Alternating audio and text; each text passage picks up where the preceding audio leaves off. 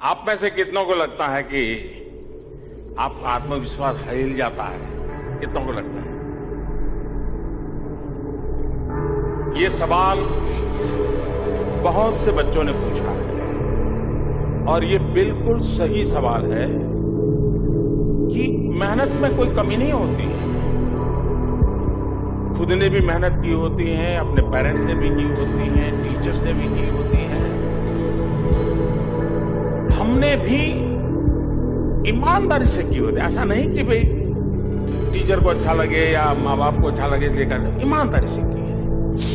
लेकिन एक चीज अगर आत्मविश्वास नहीं है तो कितने ही मेहनत की, क्लासरूम में बैठते हैं, एक शब्द याद आता है, ये भी आता है उस किताब में है, फिर याद आता है उस पेज पर है, फिर याद है उस पेज की 5वीं 6ठी लाइन में, ये सब याद आता है, शब्द याद नहीं आता है। ऐसा होता है ना?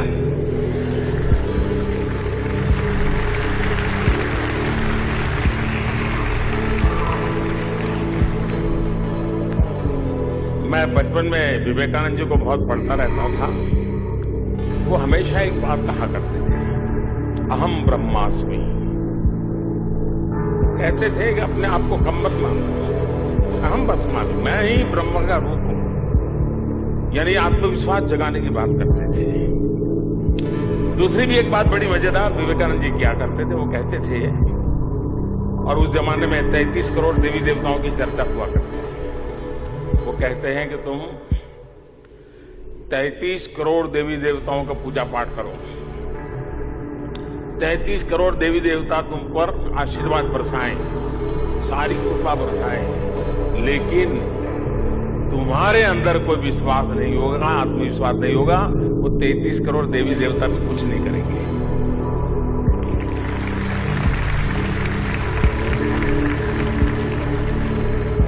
आपने देखा होगा विद्यार्थी सामान्य तौर पे सरस्वती की पूजा करते हैं। हमारे यहां आराध्य देवी सरस्वती मानते हैं, लेकिन जिस दिन एग्जाम देने जाते हैं उस दिन हनुमान जी को, क्या कारण है?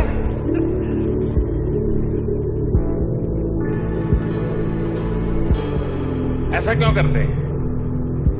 सामान्य तौर पे सरस्वती को विद्या की देवी के रूप में लोग करते हैं, लेकिन बहुत सारे बच्चे एग्जाम देने के लिए जाते हैं तो हनुमान जी का मंदिर होगा वहां जरा।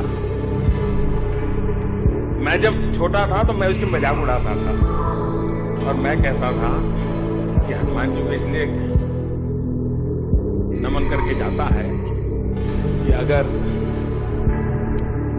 एग्जाम में चोरी करने के लिए कोई चीज लेके गया है और पकड़ा गया तो मास्टर जी को पता होना चाहिए कि हनुमान जी का भक्त है, दिखा देगा।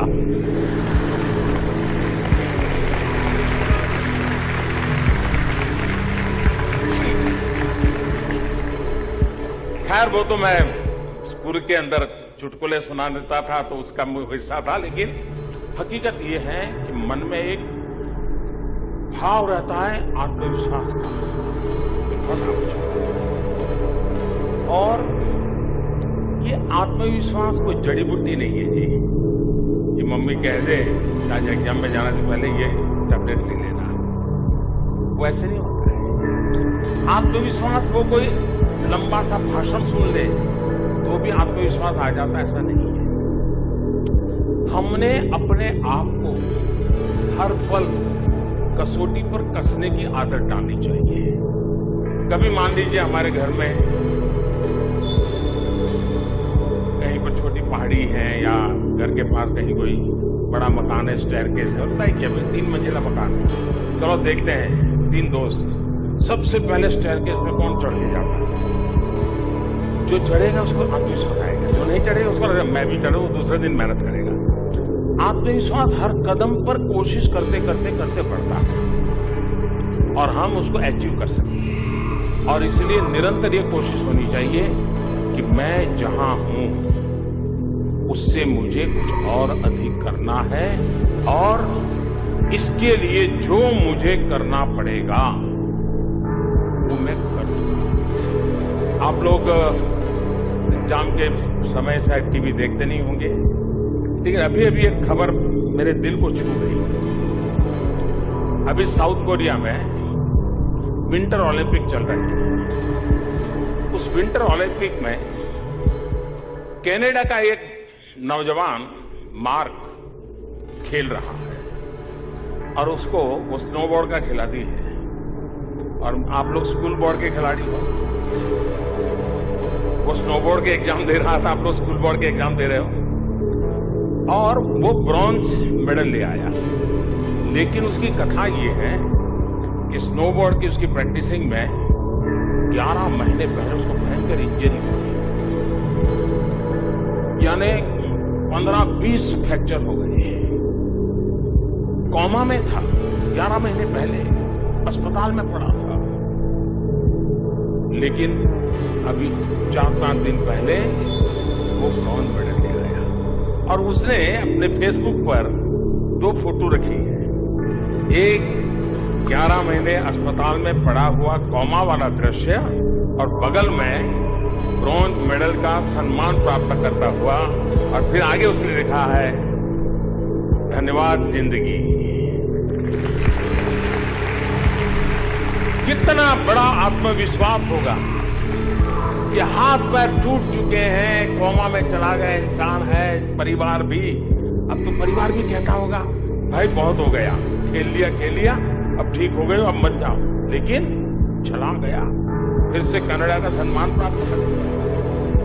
कहने का मेरा तात्पर्य है, आत्मविश्वास हर पल प्रयासों से, और हम खुद ऑब्जर्व करते रहे अपने आप को, उससे आता है। स्कूल में जाते समय दिमाग में से ये निकाल दीजिए कि कोई आपकी एग्जाम ले रहा है। दिमाग में से ये निकाल दीजिए कि कोई आपको अंक देने वाला है। दिमाग में ये भर दीजिए आप ही आपके एग्जामिनर, आप ही अपना भविष्य तय करोगे। और कौन होता है आपका भविष्य तय करने वाला?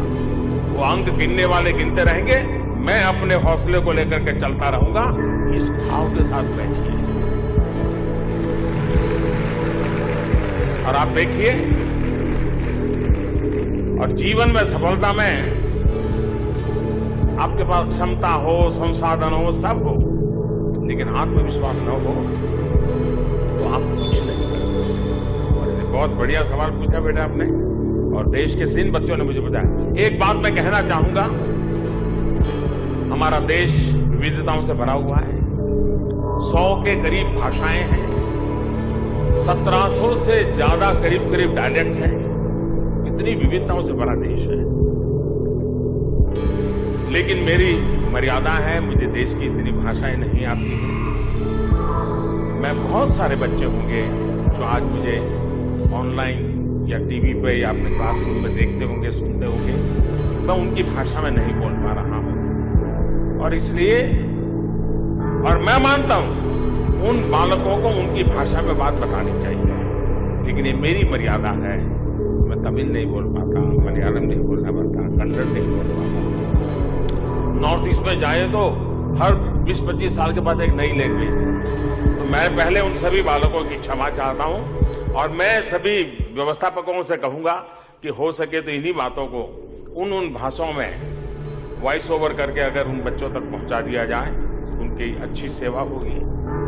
Next question.